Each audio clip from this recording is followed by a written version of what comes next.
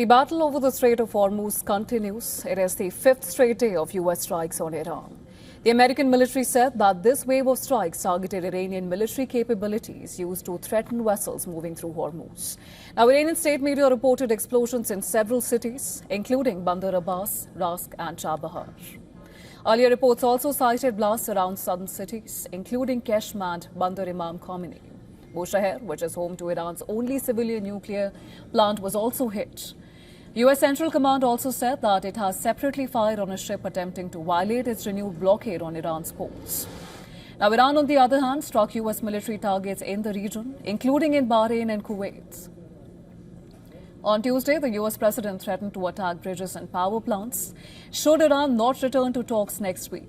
Now, when asked by reporters whether he would give a deadline before doing so, Trump said he doesn't give deadlines. Listen to this.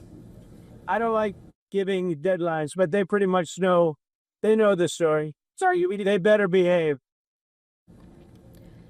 Well, he also reiterated Iran badly wants to reach a settlement with the United States, adding that Washington has yet to decide whether to settle the matter or finish it off. We're doing really well with Iran. The Islamic Republic of Iran is not happy right now. Should have been done 47 years ago. Should have been done at least during the 47-year period.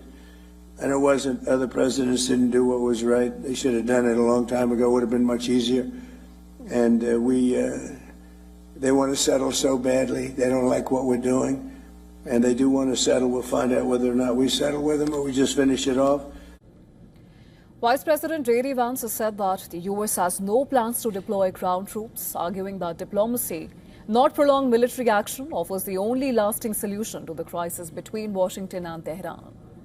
Iran, however, seems to be pulling away from the Memorandum of Understanding. Speaker and top negotiator Mohammad Bagher Ghalibaf, he told state media that Tehran had no reason to abide by the deal if it did not benefit from them.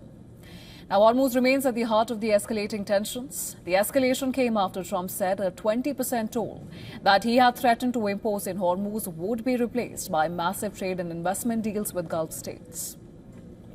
The U.S. also implemented a blockade of Iranian ports. Iran thereafter said Hormuz was closed until further notice. Now, the choke point saw low traffic, with a maritime tracker reporting only 21 transits on Tuesday.